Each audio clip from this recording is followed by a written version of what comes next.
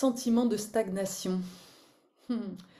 Sur le chemin spirituel, il y a parfois un sentiment de ne pas avancer assez, de stagner et avec derrière une peur de jamais y arriver, de pas trouver. Il y a une impatience en fait d'arriver au bout alors qu'on est qu'au début du chemin. Ah là là, sacré mental. C'est une invitation. Il y a vraiment une invitation à un chemin intérieur, à faire une pause intérieure. Souviens-toi, nous sommes en automne. Et en automne, bah, la nature, elle n'est pas en train de pousser. Non, non. Elle est en train de rassembler, en fait, de rassembler les ressources, voilà, comment dire, transmuter l'humus. Euh, Il y a la pluie. Moi, ici, il a plu toute la nuit. Donc, s'il y a la tristesse en ce moment dans ce que tu es en train de vivre, eh ben, laisse pleurer, laisse couler. La terre, elle a besoin d'eau, en fait, pour se renouveler. L'eau, elle purifie. C'est comme si, voilà, tu as tout le travail que tu as déjà fait. Eh bien, là, il y a vraiment tout un travail alchimique qui est en train de se faire. Et pour pouvoir comprendre aussi, eh bien, ce sentiment de stagnation qui n'est pas une stagnation, euh, eh bien, j'ai envie de vraiment te partager la médecine de la libellule. La libellule, elle, elle reste 2 ans sous l'eau avant de devenir une libellule. Tu te rends compte? Et en réalité, il y a beaucoup d'animaux comme ça qui, pendant leur gestation, vont vivre cette pause. Le papillon est complètement dans est vraiment le symbole de cette phase de notre vie où il y a un repli sur soi, c'est la fin de quelque chose, la fin de la chenille, mais le suivant, en fait, le devenir n'est pas encore là. C'est vraiment le moment de l'inaccompli. Ah, on est entre deux. Et c'est super inconfortable, en fait, pour le mental. Parce que lui, le mental, il veut quelque chose de sûr, il veut savoir, il veut comprendre, il veut voir, en fait. Et c'est justement là où il y a vraiment une invitation à ne pas céder à la panique. C'est la clé de la semaine. Parce que finalement, derrière ce sentiment de stagnation, il y a encore cette idée, cette illusion de l'échec. Mais la stagnation est justement une opportunité à venir purifier ta terre intérieure, voilà, de rester, et là, d'aller vraiment dans ce monde du bas, d'aller à la rencontre de toutes tes émotions qui sont là, en lien avec bah, tes mémoires et ce que tu as vécu dans ton enfance, et à la fois en lien avec eh bien, toutes les mémoires, toutes transgénérationnelles, toutes transpersonnelles. Parce que je te rappelle que dans ton ADN, eh bien, tu portes en fait les mémoires du passé. T'as beau essayer de freiner, de pas voir, de pas sentir, bah, tu peux pas faire autrement en fait. Et vraiment, en ce moment, nous sommes invités à aller à la rencontre de ces émotions sans jugement. Sans jugement, juste laisser être. Et donc, pour ça, il y a juste à fermer les yeux, respirer et se poser avec tout ce qui est là à l'intérieur de soi. Poser la main sur le cœur, et mettre l'intention d'aller adoucir ton cœur, de mettre un baume d'amour sur tout ce qui est là.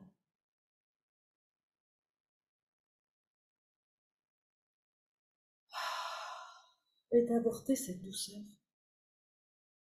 Moi, j'ai mis aujourd'hui un pull doudou. Ah oui, parce qu'on a besoin de douceur. Quand on vit des choses qui nous ravivent, nos blessures de rejet, nos blessures d'abandon, d'injustice, toutes ces blessures-là ne sont que des vibrations et ne t'appartiennent pas vraiment en fait. C'est le moment de laisser partir. Okay. Et pour laisser partir, il y a juste à accueillir l'émotion pour ce qu'elle est. Et d'aller sentir que ouais, ça fait mal. Et à la fois, quand je vais vraiment à la rencontre de cette sensation à l'intérieur de moi, et que je mets de plus en plus d'espace, d'air autour de cette sensation, plus je mets de l'air et plus en fait la douleur elle vient se, se transformer, elle se dissout, voilà je cherchais le mot, elle se dissout.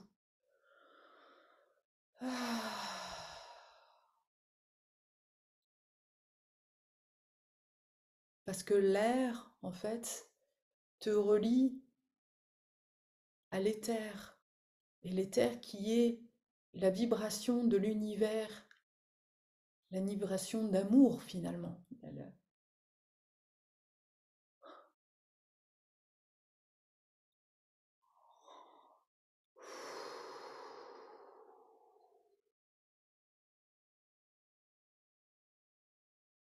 Et tu es invité,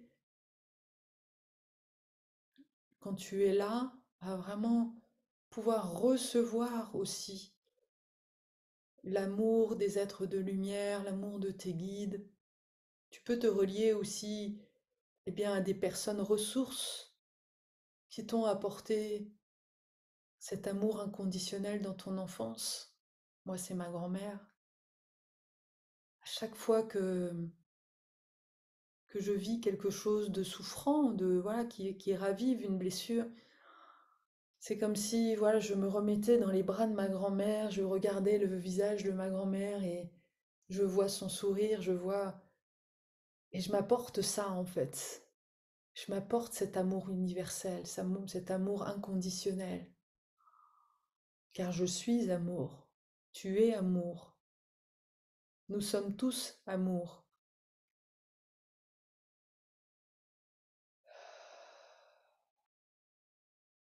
Et nous sommes là pour faire ce chemin, pour aller retrouver cette essence de l'amour inconditionnel, l'amour de soi. Comme je le disais ce matin lors d'une séance, je prenais cet exemple parce que j'avais ma cliente qui me disait, mais maman, ma maman m'a donné beaucoup d'amour, elle me disait tout le temps je t'aime, mais je n'ai jamais réussi à recevoir cet amour. Ouais, et je lui disais, et il était comment cet amour? Elle m'a dit, bah, en fait, elle était aussi, c'est comme une jeune fille. Ma maman est comme, je la vois encore comme une jeune fille qui est complètement enfermée dans sa souffrance en lien avec bah, le non-amour de son propre père. Ok. Donc en fait, ce qui se passe quand on a une maman comme ça qui a fait du mieux qu'elle pouvait, hein, mais qui n'a pas vraiment pu te donner un amour, une vibration d'amour, eh bien tu vois, en fait, c'est comme si tu continuais à te culpabiliser de ne pas avoir reçu, un amour qui ne vibre pas l'amour. Et toi, tu voudrais prétendre être en capacité de donner cette vibration d'amour alors que tu ne l'as pas reçue. Et l'exemple que je prends, c'est voilà l'enfant, de revenir à cet état d'enfant que tu es, que tu étais. Toi, tu es l'enfant, l'enfant, il est amour. Un enfant, quand on le voit, il est pur amour. Il est pur spontané. L'enfant, il n'a qu'une envie, c'est justement de donner l'amour qu'il a. Il fera tout pour donner l'amour à ses parents et pour voir, en fait, dans les yeux de ses parents que cet amour a de la valeur pour lui, que cet amour a un impact sur lui. Et donc voilà, l'enfant, il est ce trésor en fait. Et il est là, il est généreux, il dit, regarde maman, je te donne mon amour, je te fais plein de câlins. Et je dis, bah, qu'est-ce qui se passe quand tu donnes cet amour à ta maman? Et je t'invite toi aussi à vraiment te connecter à ton enfance où tu avais cette générosité de donner tout ton amour à ta maman. Et qu'est-ce qui se passe quand tu donnes tout l'amour à cette maman? Juste reste là avec cette prise de conscience.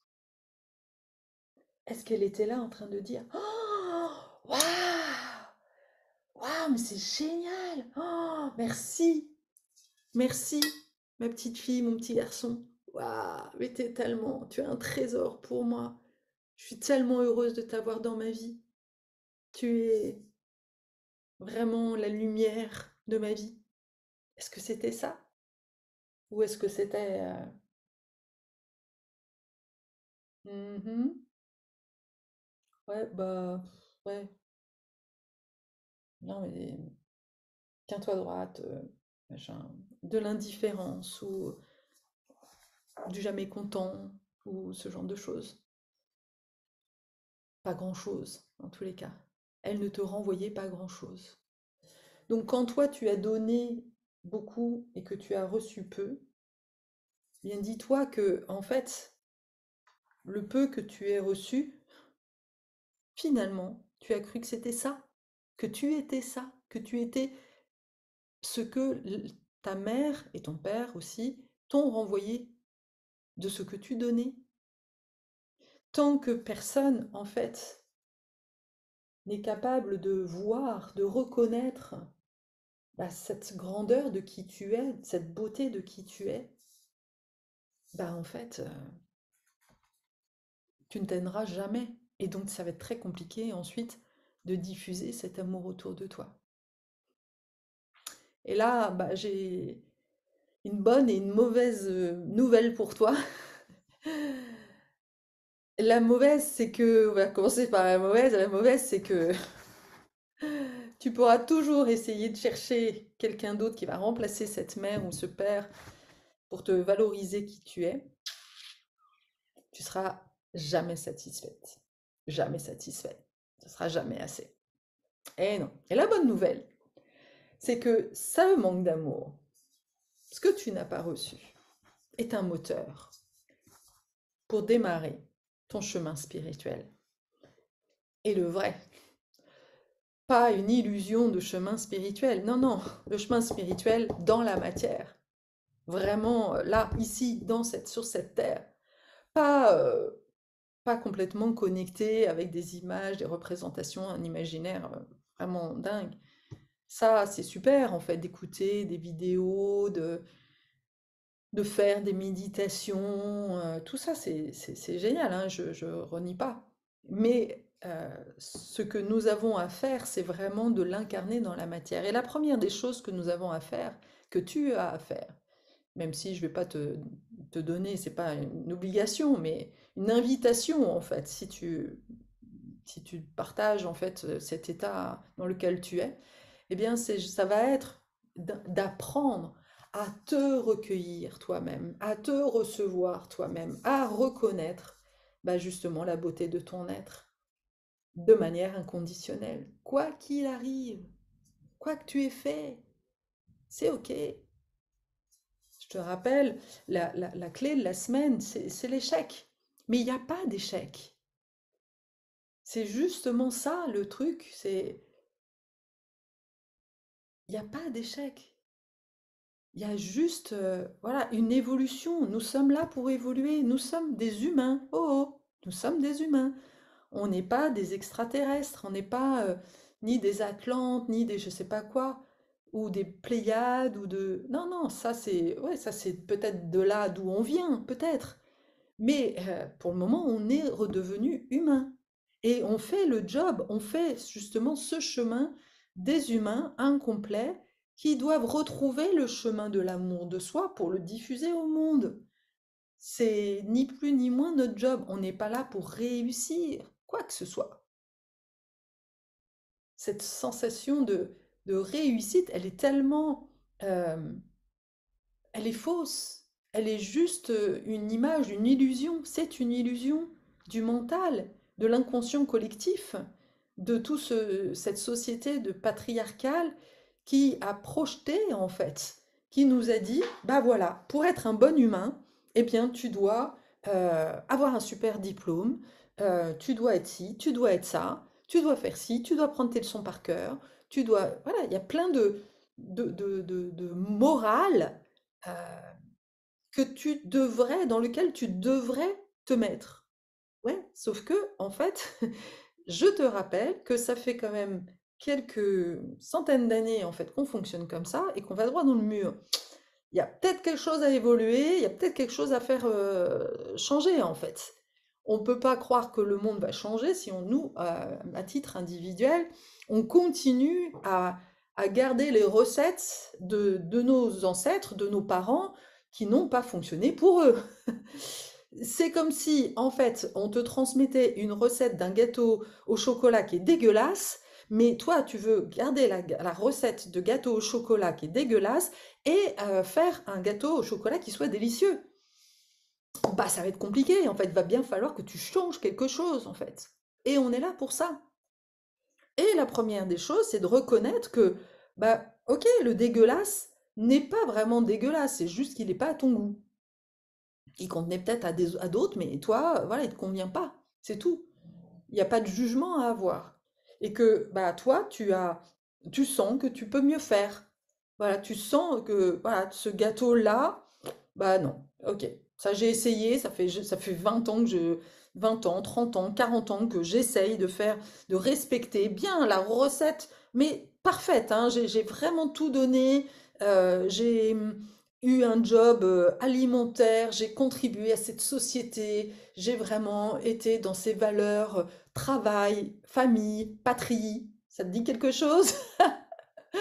Eh ouais, travail, famille, patrie. Ah ouais. Pour pouvoir avoir ce sentiment d'être humain, tu dois travailler comme un nègre et tu dois se sacrifier dans ta famille. Bah non, en fait. Il est peut-être temps de réinventer d'autres valeurs. Et c'est le chemin que tu dois faire. Et le chemin est justement consiste déjà à revisiter tous ces conditionnements, en fait, de voir à quel point tes lunettes, les lunettes que tu avais jusqu'à présent, bah en fait, elles ne te servent pas du tout. Donc, on va poser ces lunettes-là, on va en mettre d'autres, les lunettes de la spiritualité. Et la spiritualité, elle te permet de prendre de la hauteur, et d'arrêter de laisser ton mental prendre le dessus et de faire de ce maître du cœur, eh bien, le grand orchestreur. Parce que le maître du cœur, lui, il est généreux, il n'est pas dans le jugement. Il est, voilà, il est comme, bah, on peut dire Dieu, la vie, la nature. La nature, elle t'accueille tel que tu es.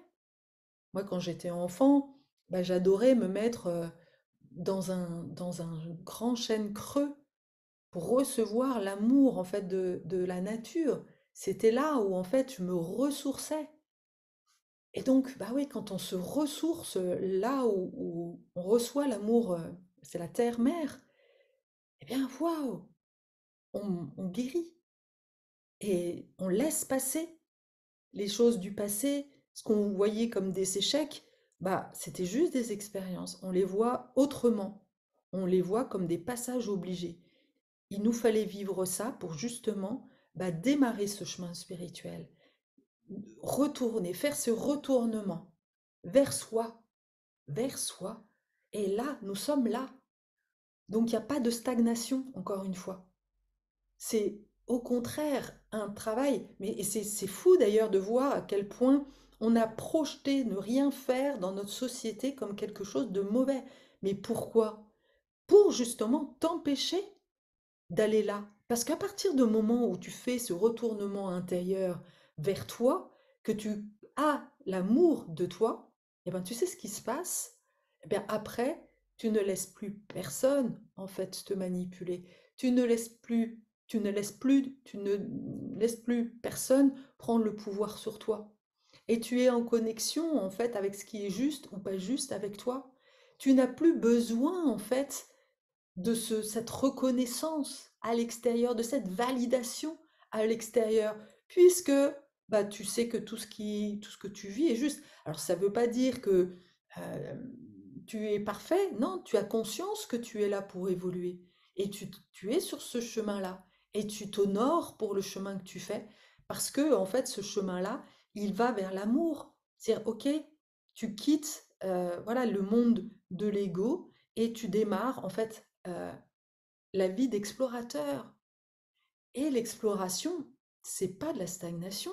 Waouh, au contraire, c'est le début du chemin vers ton âme, vers l'amour de qui tu es et la révélation de qui tu es.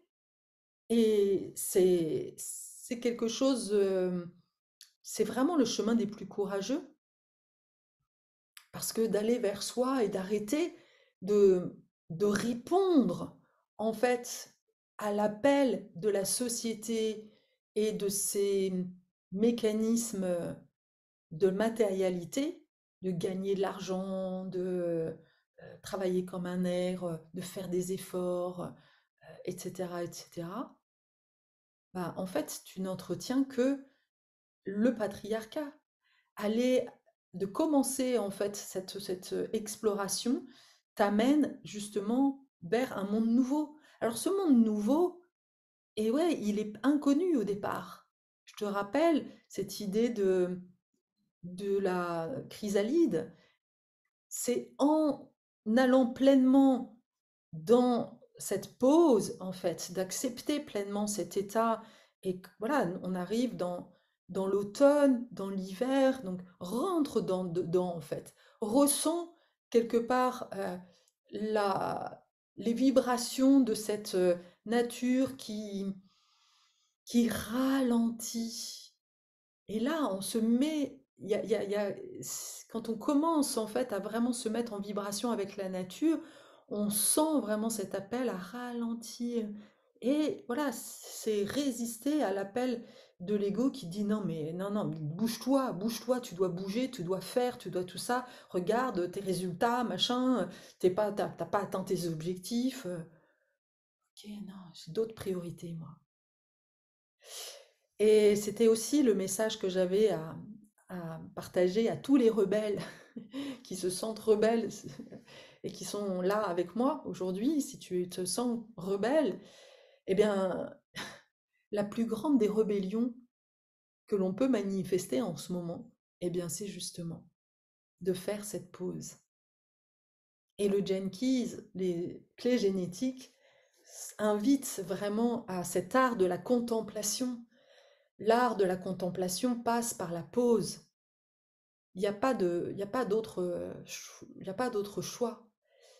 Et moi, je vois que dans mon parcours, c'est vraiment à chaque fois que j'ai fait des pauses, et ça a été, ouais, c'est là où j'ai pu voir à l'œuvre, eh bien, tout mon inconscient qui me disait, non, non, non, tu n'as pas le droit, tu mérites pas. Quand j'ai commencé à écouter l'élan de mon cœur qui m'a emmené en fait dans la danse thérapie, la danse médecine, j'avais plusieurs cycles de 9 jours où je vais partir à l'autre bout de la France, laisser mes enfants. Et donc, bah évidemment, Madame la culpabilité est arrivée, ça, au galop, hein. Non, tu n'as pas le droit, mais qu'est-ce que tu es en train de faire? Tu laisses tes... Ok, bienvenue. bienvenue. Là, tu vois, dès que tu commences à répondre à l'impulsion de quelque chose qui te fait du bien, eh bien, c'est là où tu vas voir, en fait, ce qu'il y a dans le monde du bas. Toutes les croyances, en fait, de ton enfance et bah, de tes ancêtres, hein, tout l'inconscient collectif qu'une femme n'a pas le droit de se faire plaisir. Bah non, elle doit être en sacrifice, elle.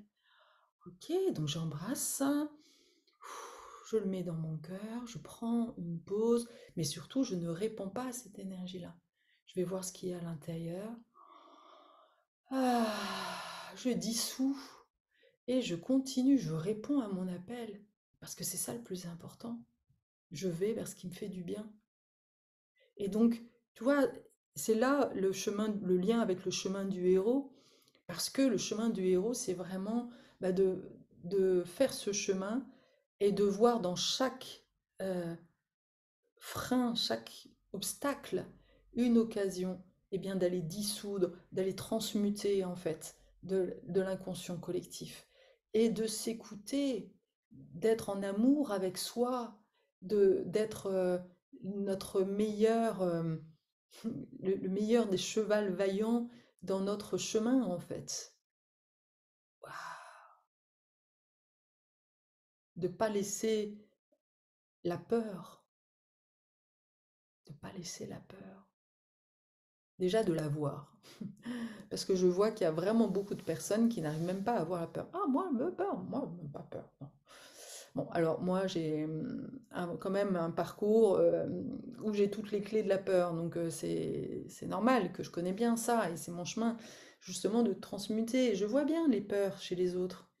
Mais souvent, bah, on a préféré les mettre sous le tapis. Et la réaction, quand on réagit, quand on quand on arrête, quand on fuit ou quand on attaque, finalement, il y a une peur. Ok. Et c'est pas toujours évident, hein. Moi encore, voilà, surtout dans mes relations, il y a des fois où la peur, elle me fait réagir et elle amène, voilà, une version de moi que j'aime pas trop. Ok, bah je reste observateur et je suis témoin aussi bah, de cet archétype parce que ce sont des archétypes qui émergent. Ah tiens, voilà, l'archétype de la guerrière qui n'est pas complètement apaisée en moi, ou l'archétype de la caregiver, de la nourrice qui veut encore sauver. Ah, il y a plein d'archétypes qui arrivent dans nos vies régulièrement et qui demandent en fait à être guéris. Voilà. Voilà pour aujourd'hui. J'espère que cette vidéo te permettra de t'accompagner sur ce chemin. Euh, c'est le but. N'hésite pas à mettre des petits commentaires, j'adore toujours ça. À bientôt!